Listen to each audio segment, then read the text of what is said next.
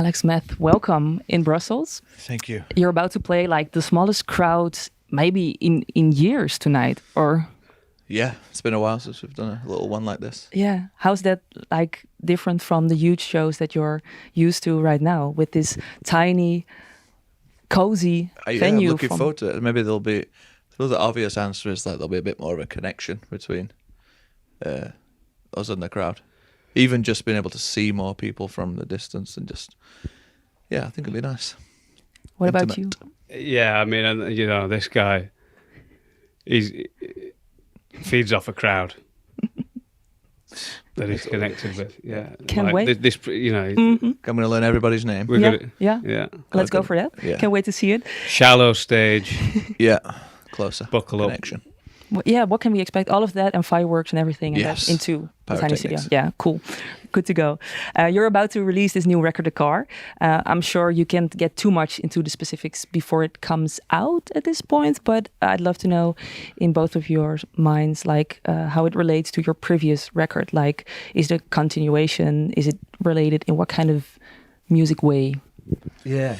I mean, I think musically, yeah, we, as we've always tried to do, like the one that follows sort of takes a little bit something from the one before, and there's a path that goes from the first album to this album. It might not be like obvious and clear to everybody at first, but for us it's definitely got a bit of that, and it's like another extension of what we did last time, but there's definitely a difference. I think it seems to me possibly that when you look back after a period of time has passed, you notice more that the sound of each record sort of bleeding into the next one more than you perhaps felt like it did at the time. Yeah. But I think there's definitely it follows on from the last one, but it feels a bit more open or something, and yeah, that's the end of that sentence. Yeah. Feels a bit more open. So you've been playing like a few of the new songs live already, so the fans had to get some sneak previews, so to say. And one of the songs you've performed is called Mr. Schwartz, if I pronounce it correctly. It refers to a poet, right? No, or is it? It's a coincidence. A misconception that's going to be the bane of your existence. Oh. What's the story? The real story. You mean the name of the poet? Yeah. Delmore Schwartz, is that what we're talking about? Too much of a coincidence. I know, it's a huge coincidence. But and then another Mr. Schwartz there's a Mrs. Schwartz actually came on me barometer the other day. There's a George Saunders short story called Offloading Mrs. Schwartz, and I don't know, maybe subconsciously it had come from there or something. I've started to wonder. But I don't think it's either. I saw it I saw the name on the back of an Alfa Romeo underneath the tail light in a sort of. I'd love to know the name of the typeface, but I don't. But I'd sort of describe it as like a bit like 90s surfy. And it said Del Schwartz on the back of this.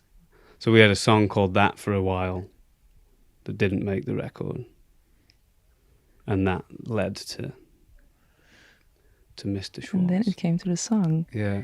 So, yeah.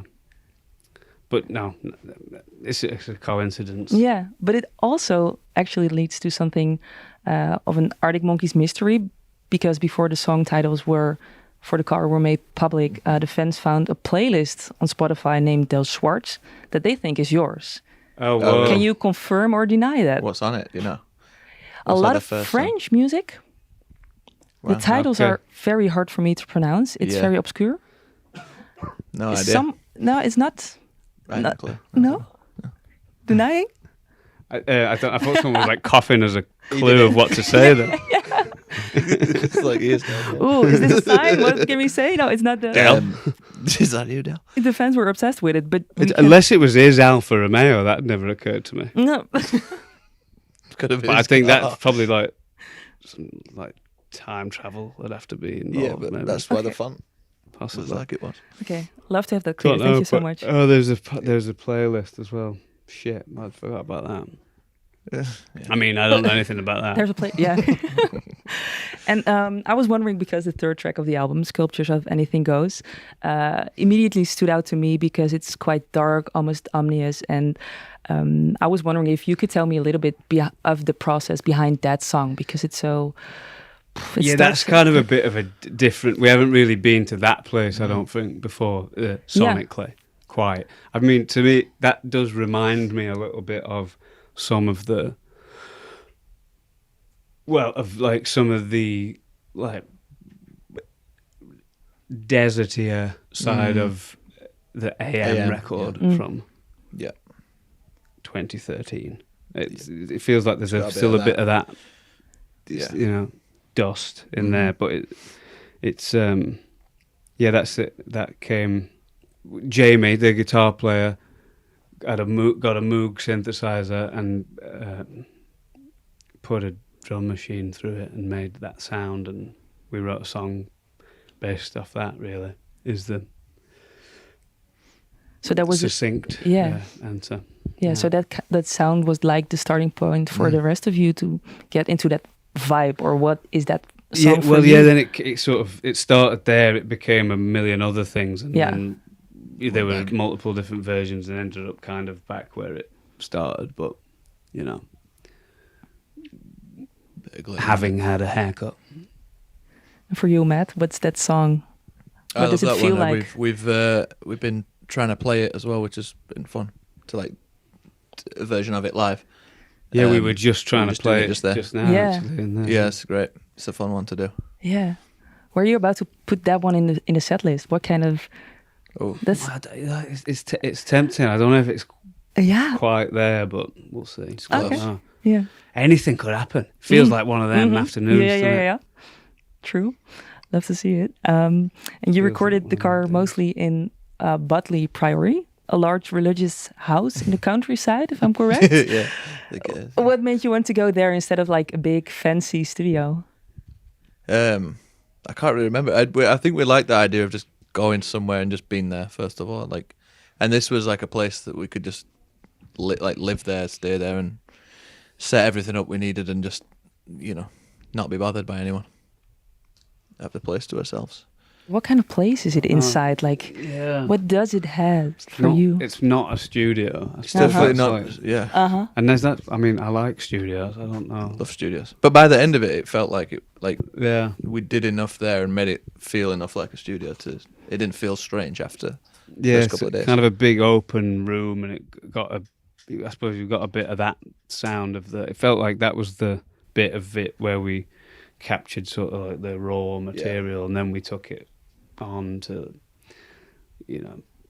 went back to La Frette again, where we did the last record, did the vocals and some overdubs there, and then like did the strings and mixed in London. But it was like all kind of got all the band stuff in this room in the countryside in England in the summer, which I think we were quite.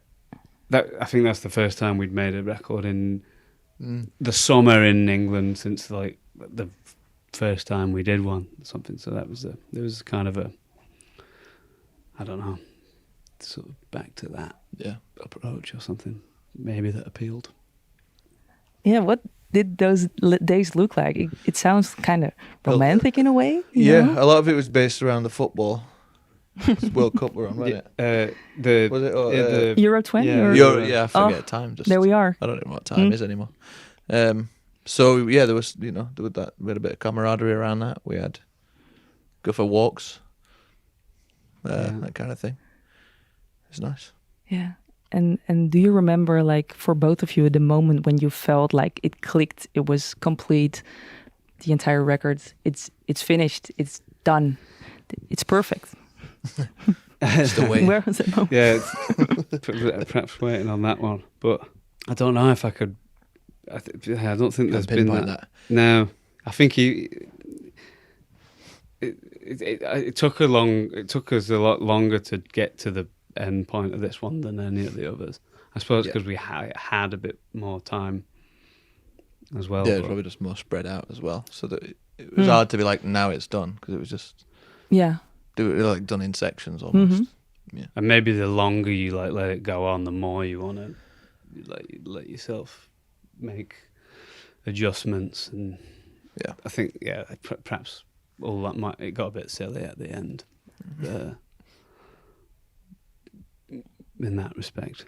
But I don't know. Yeah, we tried. Really tried. And how is it for you as musicians to hear the record? Like, if it's too easy to go into like the car, but most of the musicians that I talk to are like, I know when the album is or the song is finished when I play it on my crappy car radio. And what's that atmosphere or what's that location for you to hear the songs, the album, and find like, this is good. The car is always a good test, isn't it? I think that's probably still the case for me. Like AM, we were like listening a lot in the car, and that time that was all. Yeah. Remember that being like, oh, let's make this one sound good in cars. Yeah. Want it needs to knock or something. Yeah, we said a lot about that. But I don't know if remarkably, I don't know if I ever listened to this one in a car. Yeah, I have. Go figure. Finish for you. Yeah.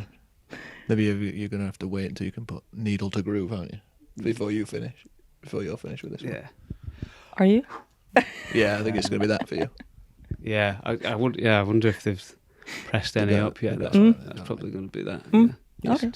Noted. Burst into tears. That's that moment, right? Yeah. That's that moment. And you just did the sound check. Crackle. So emotional. You just did the sound check, and I was wondering, like, what new song are you most excited to perform tonight? We hadn't fully decided which ones we're going to do, but I think we did. Well, like we said, we did try Sculptures just then, and that was good. That was fun. It just depends, because it's a shorter period of time that we're playing for as well, so we've got to really like get this right, and not fuck it up. Let's got one in. See? What about you?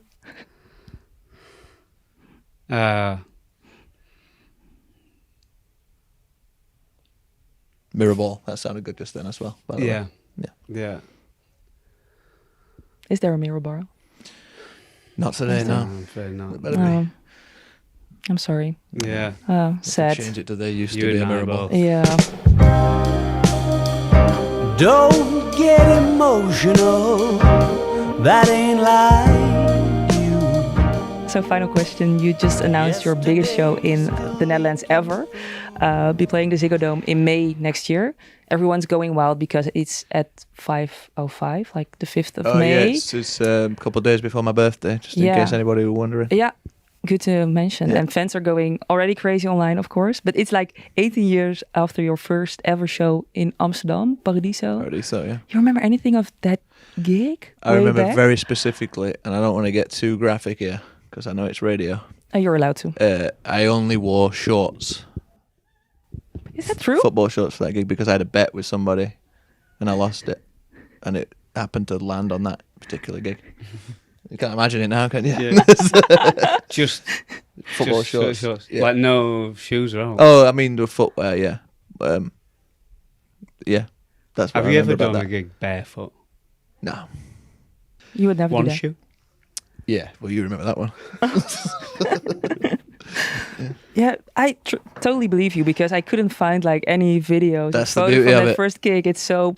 Yeah, and it was a small part of Paradiso too, so not too many people had to see that. Oh, it weren't in the. It weren't Upstairs. In The upstairs, Yeah. sweaty room, Yeah, tiny. that's what. Yeah. Oh, that's all right. Shakes a tambourine. Mm-hmm. Good times. So very nice to see you again in May, and thank you for your time. Enjoy you. tonight. Thank you. I will. Thank you.